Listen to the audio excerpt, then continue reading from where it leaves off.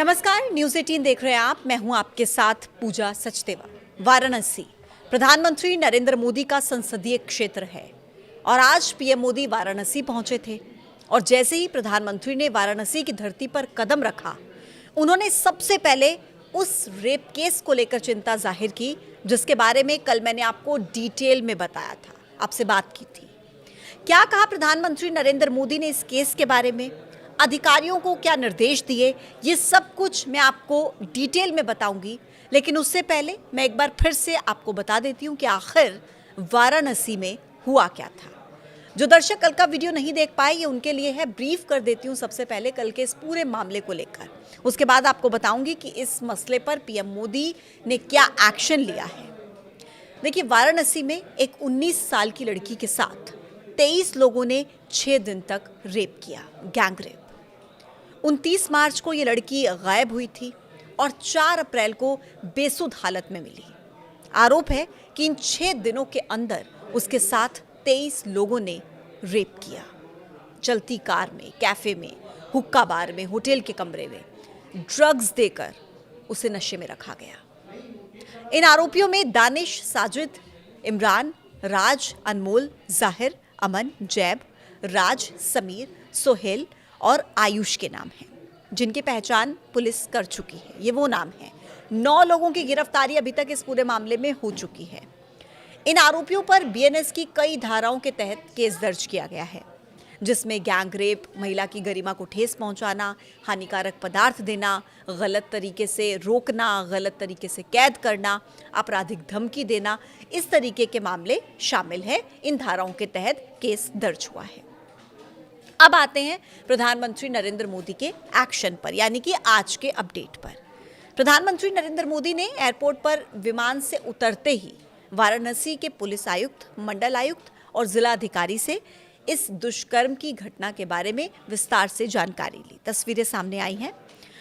PM Modi ने मामले के सभी दोषियों को चिन्हित करते हुए और उन पर कड़ी से कड़ी कार्रवाई करने का निर्देश दिया कि उनको जल्दी से चिन्हित करो और कड़ी से कड़ी कार्रवाई करो और भविष्य में ऐसी घटनाएं ना हो, इसको लेकर भी व्यवस्थाएं करने का निर्देश प्रधानमंत्री मोदी की तरफ से दिया गया। देखिए, इस पूरे मामले में अभी तक 9 गिरफ्तारियां हुई हैं और उनमें से एक है अनमोल गुप्ता, जिसके बारे में बताया जा रहा है कि वो सेक्स रैकेट का मास्टरमाइंड है। अनमोल गुप्ता को लेकर बड़ी जानकारी है हमारे पास कि वो कैसे सेक्स रैकेट का सरगना बन गया, 2 साल के अंदर वो चाउमीन के ठेले से कैसे कैफे तक पहुंच गया। मीरापुर बस्सी की अशोकपुरम कॉलोनी के रहने वाला अनमोल, जिसने 2018 में अनमोल सिगरा इलाके में चाउमीन का ठेला लगाने का काम शुरू किया था। 2020 में उसने सोनिया पोखरा के पास कस्तूरबा नगर में एक छोटी सी दुकान रेंट पर ली, किराए पर। वहाँ पर उसने फास्ट फूड बेचना शुरू किया।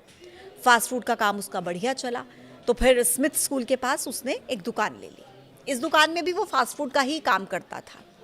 यहाँ पर भी काम बढ़िया चल रहा था और इसी समय उसकी पहचान हुई उसके पिता के करीबियों के साथ। उनकी सलाह पर अनमोल ने सिगरा के पिशाच मोचन मलदहिया की बिल्डिंग में हॉल किराए पर ले लिया। वहाँ पर उसने एक कॉन्टिनेंटल कैफे खोल दिया। ये वही कैफे है जहाँ पर इस 19 साल की नाबालिग से गैंग रेप का आरोप है।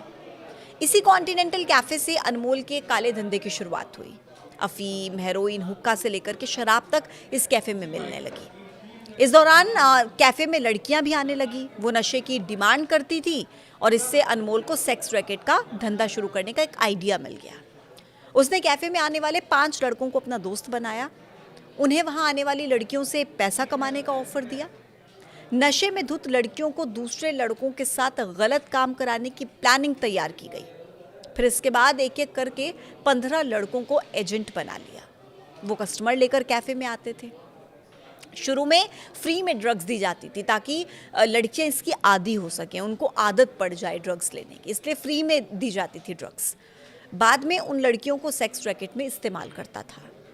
बताया जा रहा है कि अनमोल का नेटवर्क यूपी के अलावा बिहार और कोलकाता तक फैला हुआ है। इसकी जांच पुलिस कर रही है। मैंने आपको कल भी बताया था और आज एक बार फिर से बता रही हूँ कि एनसीआरबी 2022 के आंकड़े ये कहते हैं कि महिलाओं के खिलाफ अत्याचार में 4% का इजाफा हुआ है, 4% की बढ़ोतरी। 4 लाख से ज़्यादा मामले साल 2022 में महिलाओं के खिलाफ अत्याचार के दर्ज हुए हैं। निर्भया जैसा कांड इस देश में हुआ, कोलकाता रेप केस हाल ही में, ऐसे बड़े बड़े मामले होने के बावजूद भी आज भी क्या स्थिति है ये आप खुद समझ सकते हैं।